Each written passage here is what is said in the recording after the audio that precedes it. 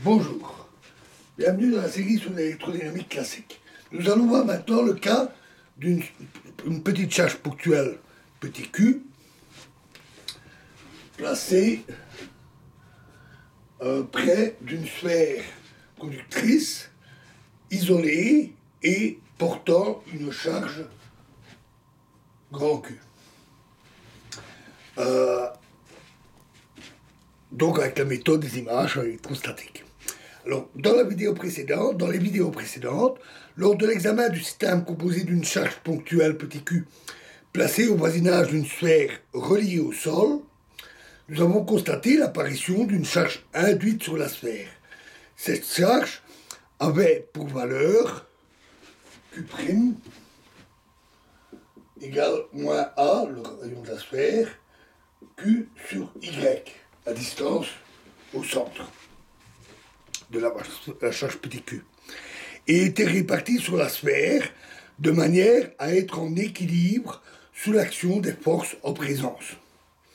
Si maintenant on considère une sphère conductrice isolée et de charge totale grand Q en présence d'une charge ponctuelle petit q, on peut déterminer le potentiel du système en procédant par superposition linéaire.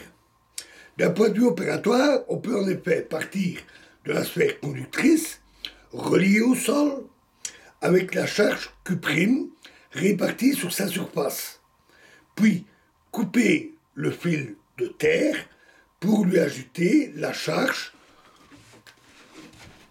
grand Q moins Q'.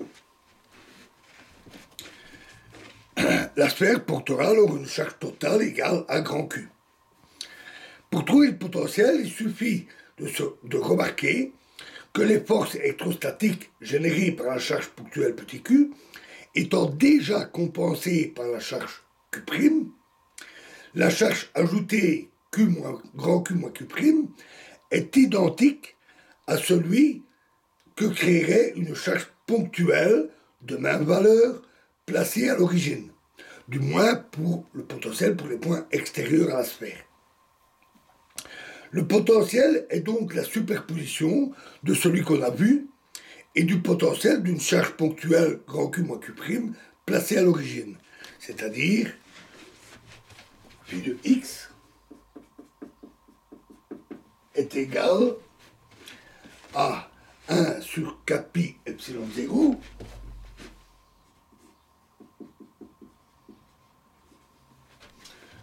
fois Q sur x moins y,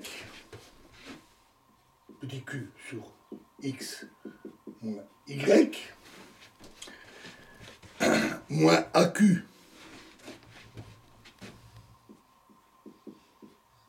sur sur y fois x moins a carré sur y carré fois y plus grand Q plus A sur YQ, c'est Q moins Q', sur X. Donc ça, c'est Q moins Q', hein, et donc ça, c'est le potentiel de cette charge ajoutée, placée à l'origine. La force agissant sur la charge petit q se déduit directement de la loi de Coulomb. Elle est dirigée le long du rayon vecteur qui conduit à Q et a pour expression grand F égale 1 sur 4 pi epsilon 0 fois Q' sur Y carré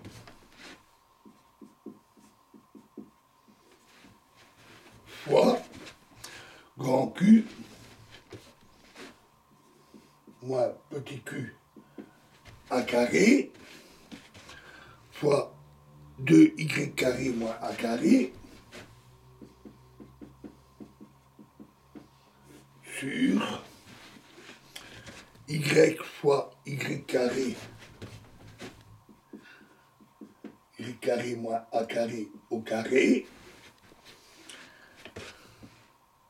fois le vecteur unité, c'est-à-dire y sur y.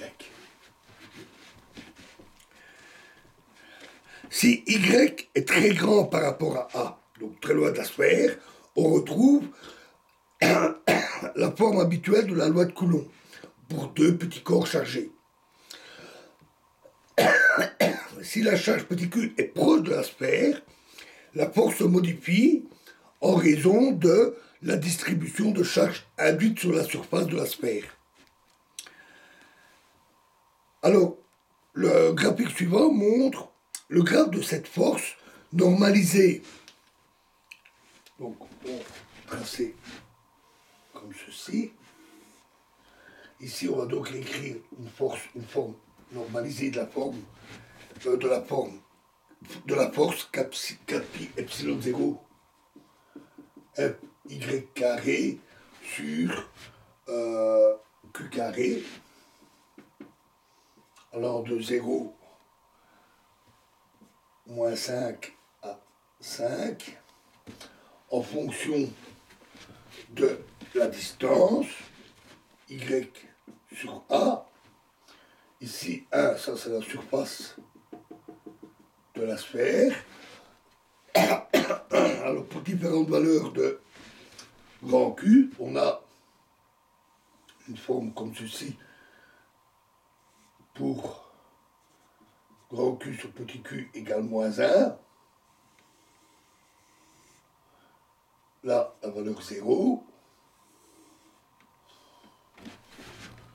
Là, la valeur 1 et valeur 3. Les valeurs positives correspondent à une attraction et négatives à une répulsion. J'ai un peu mal dessiné les courbes, en fait elles sont un petit peu plus raides. Voilà. Donc les valeurs positives correspondent à une attraction et négatives à une répulsion. Si la charge portée par la sphère est nulle ou de signe contraire à petit q, la force est attractive quelle que soit la distance de petit q à la sphère. Toutefois, même si grand Q et petit q sont de même signe, la force devient attractive aux très petites distances, tout proche de la sphère. Si grand Q est très grand par rapport à petit q, le point de force, de frontière entre entre les deux, donc le point d'équilibre qui est instable, est très proche de la sphère et se situe à environ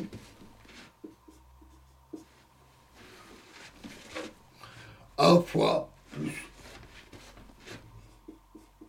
1 plus 1 demi racine de petit q sur grand Q.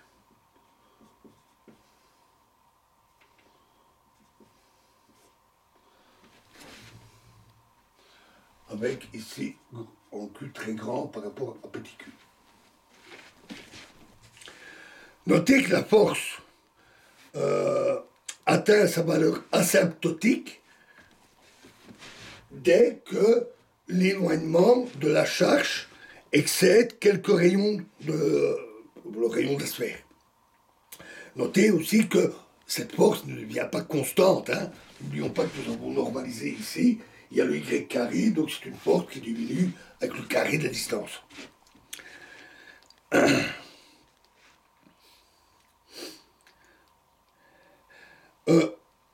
Cet exemple met en lumière une propriété générale des conducteurs électriques, à savoir qu'en dépit des forces de répulsion entre charges individuelles, un excédent de charge à la surface d'un conducteur ne quitte pas immédiatement sa surface, ce qui peut parfois être un souci dans les conducteurs électriques. Les conducteurs électriques portent un excès de charge, la charge a tendance à rester sur le conducteur et induire un champ électrique qui peut être plus ou moins intense, jusqu'à provoquer un claquage par exemple. Dès qu'on écarte une charge de la surface, sa force image tend à les ramener à cause de ces forces attractives.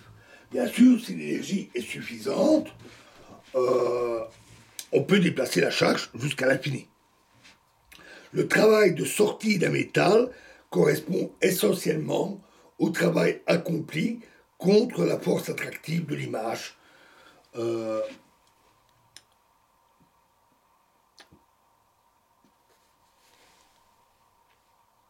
La force attractive de l'image pour ôter un électron de la surface du métal.